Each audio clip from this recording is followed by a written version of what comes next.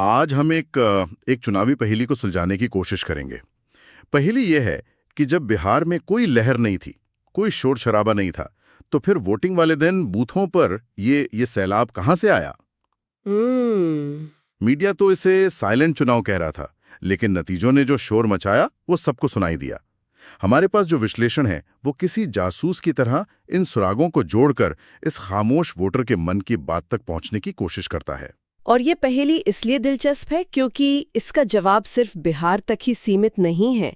यहाँ जो कुछ हुआ वो शायद पूरे देश की राजनीति का भविष्य बता रहा है। ये खामोशी, ये बढ़ा हुआ मतदान, ये सिर्फ वोटों का ऊपर नीचे होना नहीं है। ये वोटर की सोच एक बड़े बदलाव का संकेत है, जिसे समझने के लिए हमें सतह के नीचे झांकना होगा। तो चलिए सबसे पहले उस धारणा को तोड़ते हैं कि चुनाव साइलेंट था। मीडिया में तो यही चल रहा था कि कोई लहर नहीं है, माहौल ठंडा है, बड़ी बड़ी रैलियों में भी वो जोश नहीं दिख रहा था। लेकिन फिर वोटिंग का दिन आया और सारी तस्वीरें ही बदल गई। बिल्कुल, बूथों के बाहर मीलों लंबी लाइनें, खासकर महिलाएं और युवा ऐसे वोट डाल रहे थे जैसे ये कोई त्योहार हो। ये क्या था? देखिए, जमीन से जो रिपोर्टें मिली वो एक अलग ही तस्वीर दिखाती हैं।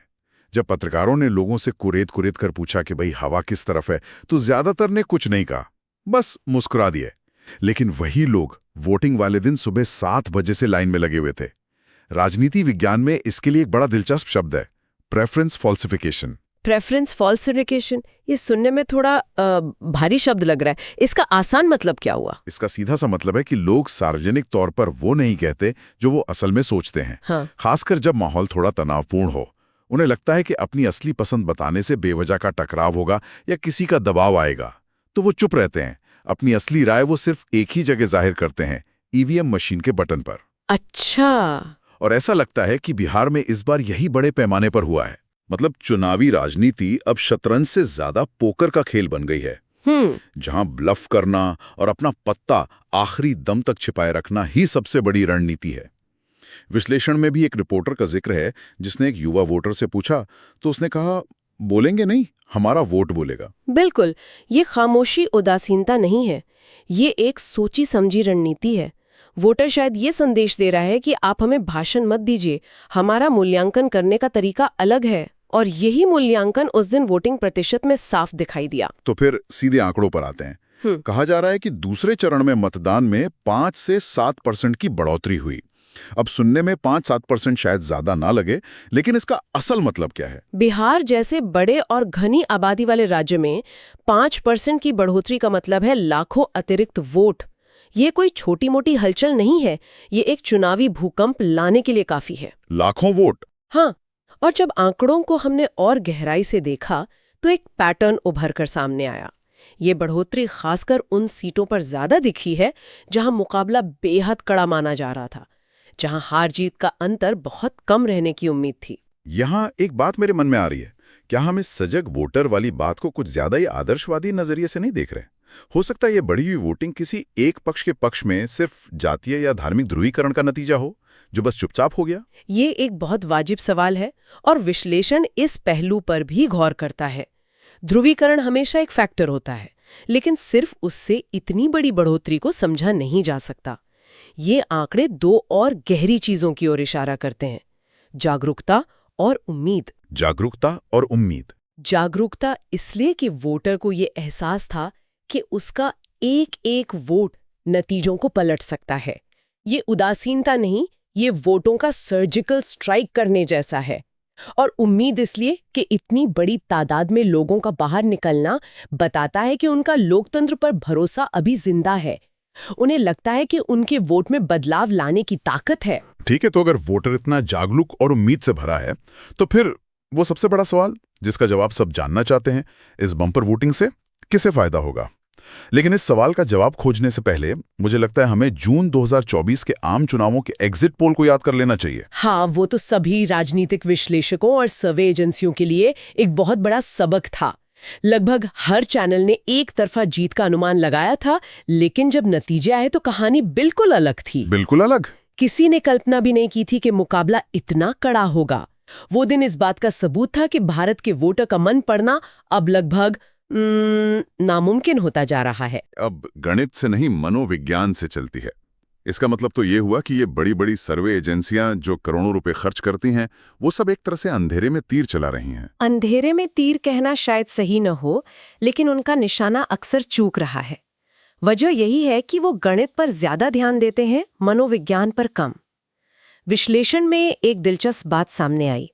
वोटर अब सिर्फ ये नहीं देखता कि उसे सरकार की योजनाओं से क्या मिला, बल्कि वो ये भी देख रहा है कि पड़ोसी को क्या मिला। क्या विकास बराबरी से हुआ? क्या फायदा सिर्फ कुछ खास जातियों या समुदायों को मिला? ये ईर्ष्या, उम्मीद, बराबरी की चाहत और आत्मसम्मान की साइकोलॉजी है जिसे कोई भी एग्जिट पोल का फॉर्मूला पकड़ नहीं सकता। ये बहुत दिलचस्प है। मतलब वोटर अब सिर्फ अपना नहीं बल्कि समाज का भी हिसाब किताब लगा रहा है। तो अगर हम नतीजों का सटीक अनुमान नहीं लगा सकते, तो कम से कम इस खामोशी के पीछे के संकेतों को तो समझ सकते हैं ना। हमारे विश्लेषण में 3 बड़ी बातें सामने आई हैं। पहली क्या है? पहला और सबसे बड़ा संकेत है, जनता साइलेंट नहीं बल्कि सजग है। वो चुपचाप सब देख रही है, सरकार के काम, उनके वादे, उनकी डिलीवरी और यहाँ तक कि नेताओं के भाषणों में इस्तेमाल होने वाले शब्दों पर भी उसकी पैनी नजर है। अच्छा। उसकी खामोशी असल में उसके मूल्यांकन का, उसके असेसमेंट का हिस्सा है।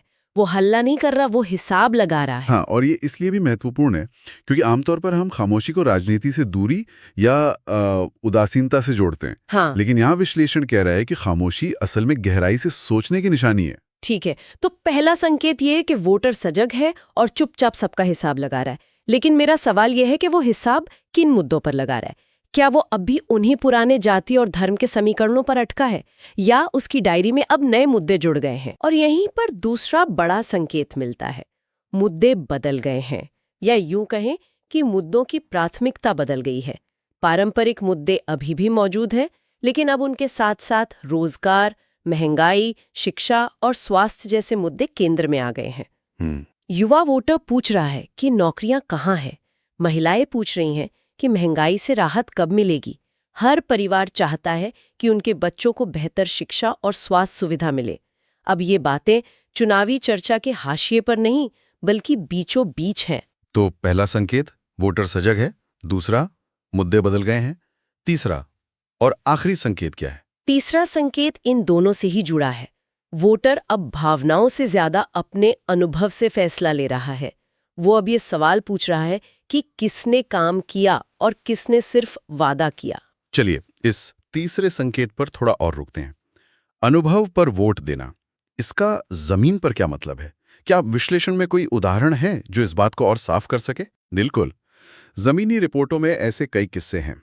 एक रिपोर्टर ने एक गांव में एक महिला से बात की जिसने कहा, नेताजी भाषण में कुछ भी कहें, मेरे लिए तो मायने रखता है कि क्या मेरे बच्चे को स्कूल में वजीफा मिला, क्या मेरे घर तक की सड़क पक्की हुई, क्या उज्ज्वला का सिलेंडर भरवाने के पैसे जेब में हैं?